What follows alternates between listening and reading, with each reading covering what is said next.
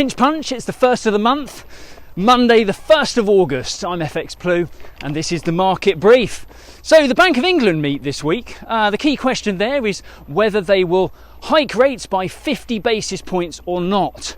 While this seemed pretty nailed on over the past couple of weeks, there's an outside chance that headline inflation may have peaked as petrol prices have started to come down a little at the pumps. So this could see the MPC reconsider the recession risk and perhaps opt for another conservative 25 basis point rate hike instead.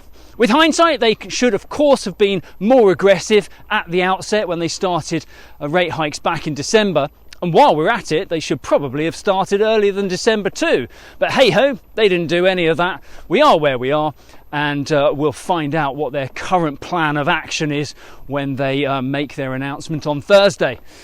Last week, sterling managed to recover from recent lows. We touched 122.45 against the dollar. That was a little more to do with dollar weakness than any pound positivity, but still, we kick off the new week from around 121.80 against the dollar, around 119.15 against the euro, and euro dollar kicks off from 102.25 this morning.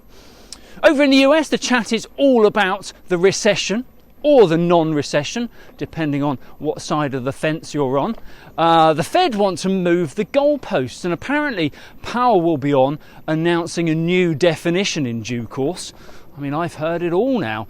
Q1 contracted by 1.6% and Q2 contracted by 0.9%. For the traditionalists, that's a recession. It doesn't matter that employment is still rising and jobless claims remain around the 250,000 new claims a week, or indeed that the Fed is continuing to hike rates. Recession is 2 consecutive quarters of negative growth. Or it was, but apparently they want to make up some new rules now to justify where they are in the current economic cycle. That said, the US is not showing any of the normal signs of recession. We've not had a stock market crash, there have been no mass layoffs from factory closures, and indeed no high-level bankruptcies. But the economy is far from healthy, and indeed Biden is getting the brunt of the blame for that. The Fed gave a veiled signal that it may slow the rate of future rate hikes. Morning. And that saw the dollar's recent correction intensify last week.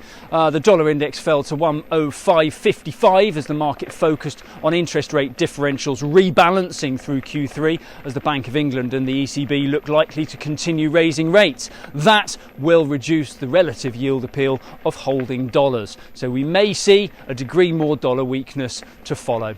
Right, that's it from me. Have a great day. Do join me again tomorrow. All the best. If you do not have a clue, then just tweet through and ask FxPlew.